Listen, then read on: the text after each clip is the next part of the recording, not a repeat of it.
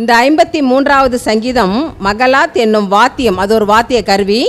அதில் வாசிக்கப்படும்படி தாவீதினால் பாடப்பட்டு ராகத் தலைவனுக்கு ஒப்புவிக்கப்பட்ட மஸ்கில் என்னும் சங்கீதம். இந்த 52ஆம் சங்கீதம், 53, 54, 55 இந்த எல்லா சங்கீதமுமே இந்த மஸ்கில் அப்படின்ற ஒரு சங்கீதம். இந்த சங்கீதம் வந்து தாவீதினால் பாடப்பட்டது.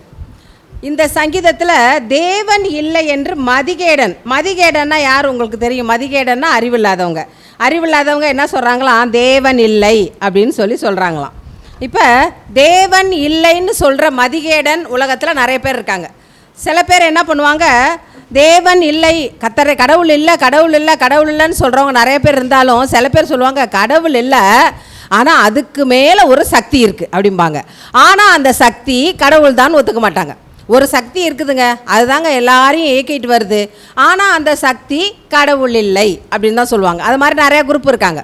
நமக்கு கடவுள் இருக்கார், அதனால தான் இந்த சபை இன்னைக்கு நிரம்பி வழியுது. இப்போ கடவுள் இல்லை, இப்போ நம்ம ஒரு பாவம் செய்கிறோம், அப்போ நம்மளை ஒருத்தரை பார்க்குறாங்கன்னு சொல்லும்போது அந்த பாவத்தை விட்டு விலகி இருப்போம். கடவுள் இல்லைன்னா நம்ம எது வேணால் செய்யலாம். நம்ம யார் பார்க்க போகிறா? நம்ம எந்த தப்பு வேணாலும் என்ன செய்யலாம். நம்ம கடவுள் ஒருத்தர் இருக்காருன்னு தெரிஞ்சால் தானே அவர் நம்மளை பார்த்துட்டு இருக்காரு, நம்ம தப்பை செய்யக்கூடாது, நம்ம கடவுளுக்கு கணக்கு கொடுக்கணும். நம்ம அடிக்கடி சொல்லுவோம்ல, கடவுளுக்கு நீ என்ன தப்பு செஞ்சாலும் கடவுளுக்கு இதுக்கு கணக்கு கொடுக்கணும், நோட்டு போட்டு கணக்காக கொடுக்க போகிறோம். அப்படி இல்லை, நம்ம செய்கிற சின்ன காரியத்தை கூட கர்த்தர் பார்த்துட்ருக்காரு. அப்போ நம்மளை பார்க்கும் தேவன் ஒருத்தர் உண்டு அப்படின்னு சொல்லும்போது தவறு செய்கிறது என்ன செய்யும்? கட்டாயம் குறையும். அப்போ நம்ம பூமியில் நம்ம வாழ்ந்துட்டு இருக்கும்போது 9 கோள் இருந்தாலும் ஒரு கோளாகிய பூமி, நம்ம வாழ்கிற பூமியில் தான் நம்ம சுவாசிக்க தேவையான என்ன இருக்குது? காற்று இருக்குது, தண்ணி இருக்குது, உணவு இருக்குது, நம்மளுக்கு மிருக ஜீவன் சாப்பிட்றதுக்கு. இன்றைக்கி ஞாயிற்றுக்கிழமை என்னென்ன மிருக ஜீவனாக நமக்கு வேணுமோ எல்லாமே இருக்குது. அதெல்லாம் வேறு கோளில் எந்த கோள்லையுமே இல்லை. அப்போ கடவுள் பாருங்கள் எவ்வளோ ஞானமாக இந்த பூமியில் மனிதர் வாழ்வதற்கு தேவையான எல்லாவற்றையும் படைத்திருக்காரு. அப்போ எப்படி தேவன் இல்லைன்னு நம்ம எப்படி சொல்ல முடியும்? ஜீவனுள்ள ஒரு தேவனால் தான் ஒரு ஜீவனை என்ன செய்ய முடியும்? உருவாக்க முடியும். உயிரற்ற ஒரு பொருள் வந்து ஒரு உயிருள்ள பொருளை உருவாக்க முடியுமா? இந்த டேபிள் இருக்குது, ஒரு உயிருள்ள பொருளை அதால் உருவாக்க முடியுமா? நம்ம வீட்டில் எவ்வளோ பெட் அனிமல்ஸ் வளர்க்குறோம். ஒரு நாய்க்குட்டி இருக்குது, அதுக்கு ஜீவன் இருக்குது. அந்த ஜீவன் அதுக்கு இருக்கிறதுனால தான் அது இன்னொரு ஜீவனை உற்பத்தி பண்ணுது. அதுக்கு ஜீவன் இல்லைன்னா அது இன்னொரு ஜீவனை உற்பத்தி பண்ண முடியாது, ஒரு குட்டி ஈன முடியாது. ஒரு கூட்டில் ஒரு பறவை இருக்குன்னா அதுக்கு ஜீவன் இருக்குது. அதுக்கு ஜீவன் இருக்கிறதுனால தான் அது நிறைய முட்டை பொறிச்சு அது நிறைய குஞ்சுகள் தன்னோட இனத்தை பெருக்குது. ஜீவன் இல்லாத ஒரு பொருள் வந்து ஒரு ஜீவனை என்ன செய்ய முடியாது? உருவாக்க முடியாது. கர்த்தர் ஜீவன் உள்ளவர். அதனால தான் ஜீவனுள்ள நம்ம என்ன செஞ்சுருக்காரு? படைச்சு நம்மளை இது வரைக்கும் இன்னைக்கு வரைக்கும் இப்போ வரைக்கும் அந்த சர்ச்சில் உட்கார்ற வரைக்கும் நம்மளை பாதுகாத்து வருகிறார். அதனால தேவன் இல்லை என்று மதிகேடன் அறிவில்லாதவன் தான் சொல்லுவான். நம்ம என்ன செய்ய மாட்டோம்? தேவன் இல்லைன்னு சொல்லவே மாட்டோம். கடவுள் ஒரு மனுஷனை மறந்தாலும் கர்த்தர் அவனை என்ன செய்கிறாரு? பரத்திலிருந்து அவனை தேடி வருகிறார்.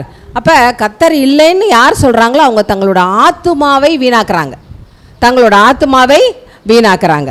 தேவனை தொழுது கொள்பவர்களை வந்து யார் தேவன் இல்லைன்னு சொல்கிறாங்களோ அவங்களாம் தேவனை பகைக்கிறாங்க. யாரெல்லாம் தேவனை தொழுது கொள்கிறவங்களோ தேவன் இல்லைன்னு யார் சொல்கிறாங்களோ அவங்கள என்ன செய்கிறாங்க? பகைக்கிறாங்க. நம்ம கிறிஸ்தவங்களாக இருக்கோம், இன்றைக்கி சண்டே கோயிலுக்கு வந்திருக்கோம். சில இடத்துல ஃப்ரைடே சர்ச் இருக்கும், சில இடத்துல இந்த மே மாதம் நிறைய ஆவிக்குரிய கூட்டம் இருக்கும். அதுக்கெல்லாம் நம்ம போனதுனால நம்ம கிறிஸ்தவர்கள் அல்ல. எல்லா மீட்டிங்க்கு போவோம். ஞாயிற்றுக்கிழமை தவறாமல் கோயிலுக்கு போய்டும். இன்றைக்கி எந்திரி கோயிலுக்கு போ, கிளம்பு அப்படின்னு சொல்கிற பேரண்ட்ஸ் நிறைய பேர் உண்டு. இன்றைக்கி ஒரு சின்ன மழலை 91 சங்கீதத்தை எப்படி அந்த வார்த்தையோட ஃபினிஷிங் கூட கரெக்டாக வரல, ஆனால் நான் அப்படின்ற என்னன்னு சொல்லி கொடுத்துருக்காங்க ரொம்ப அழகாக. அப்போ வந்து என்ன அழகாக அந்த வாயிலேருந்து அந்த வார்த்தைகள் வந்து பாரு, அதுக்கு அர்த்தம் அது புரியாது. அந்த 91 சங்கீதத்தோட அர்த்தம் என்ன அப்படின்னு அதுக்கு புரியாது, அது பெருசானா அதை கற்றுக்கும். ஆனால் அந்த 91 சங்கீதத்தை சொல்லும் போது அந்த வார்த்தையோட முடிவுகள் ஃபினிஷிங்லாம் சரியாக வரலனாலும் அந்த 91 சங்கீதத்தை அந்த குழந்தை என்ன அழகாக சொல்லிச்சு பாருங்களேன். அதான் அவங்க சிறு பிராயத்துலேருந்து உங்கள் பிள்ளைகளுக்கு அது புரியலையோ அது மனநமாக அந்த பிள்ளைகளுக்கு மனசில் இருக்கிறது, அது இறக்கும் வரை அது மனசில் அப்படியே இருக்கும்.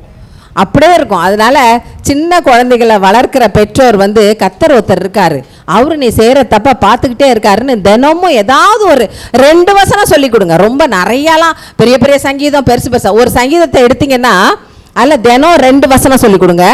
அந்த 2 வசனம் முடிச்சதுக்கப்புறம் அடுத்த நாள் 2 சொல்லுங்கள். சொல்லும்போது அடுத்த நாள் சொல்லும்போது இந்த 4 வசனத்தையும் சேர்த்து கேளுங்க.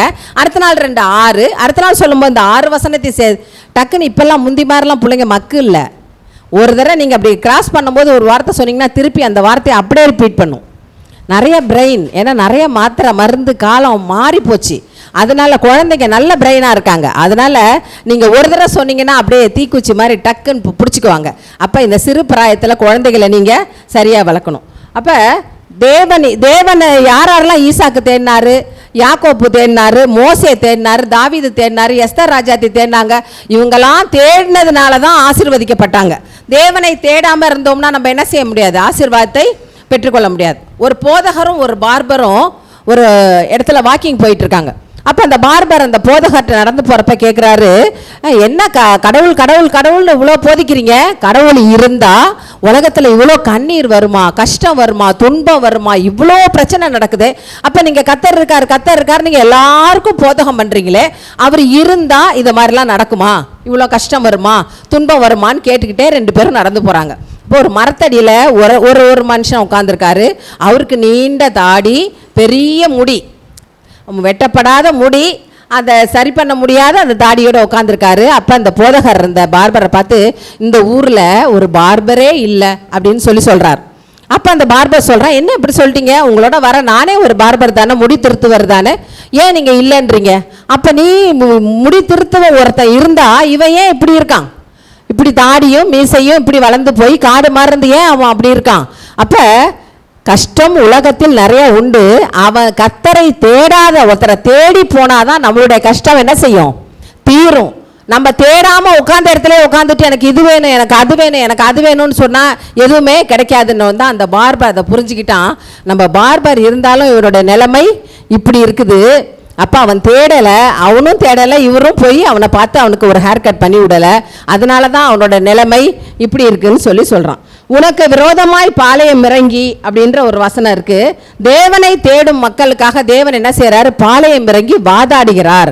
அவர்களுக்கு விரோதமாக எந்த சக்தி வந்தாலும் தேவன் எல்லாவற்றையும் என்ன செய்வார், பார்த்து கொள்வார். நாம் செய்ய வேண்டியது ஒன்று தான், தேவனை தேடணும். சீயோனில் இருந்து இஸ்ரவேலுக்கு ரட்சிப்பு வரும். சீயோன் எது, தேவனுடைய நகரம். அப்போ நம்மளுடைய சிறையிருப்பை திருப்புவதற்கு தேவன் அவர் சரியாக இருக்கார். நம்ம தேடினோம்னா நம்மளுடைய சிறையிருப்பை அவர் திருப்புவார். என்ன சிறையிருப்பு, வியாதின்ற சிறையிருப்பு, குடும்பம்ன்ற சிறையிருப்பு, பிரச்சனைன்ற சிறையிருப்பு, தரித்திரம்ன்ற சிறையிருப்பு, எல்லா சிறையிருப்பும் நமக்கு ஒவ்வொருத்தர் வீட்லேயும் ஏதாவது ஒரு சிறையிருப்பு இருக்கும். எனக்கு சிறையிருப்பே இல்லை அப்படின்னு சொல்கிறவங்க யாருமே, குழந்தைங்க சொல்லலாம் எனக்கு எதுவுமே இல்லை, அதுக்கு கூட படிக்கணுன்ற ஒரு சிறையிருப்பு இருக்கும். இதை படி, அதை படி, அங்கே போகாத இங்கே போகாதன்னு சொல்கிறதுக்கு அவங்களுக்கு ஒரு சிறையிருப்பு இருக்கும் இல்லையா? எல்லாருக்குமே ஒரு சிறையிருப்பு இருக்குது. நம்ம மற்றவர்கள் தேவனை தேடும்போது எல்லா சிறையிருப்பிலிருந்தும் கர்த்தர் நம்மை மாற்ற வல்லவராக இருக்கிறார். நம்முடைய அன்றாட வாழ்க்கையில் நம்மளுடைய சிறையிருப்பை மாற்ற தேவனை தேடுவோம், ஆசீர்வாதத்தை பெற்றுக்கொள்வோம். அதற்கு தேவன் நமக்கு துணை செய்வாராக. ஆமேன்.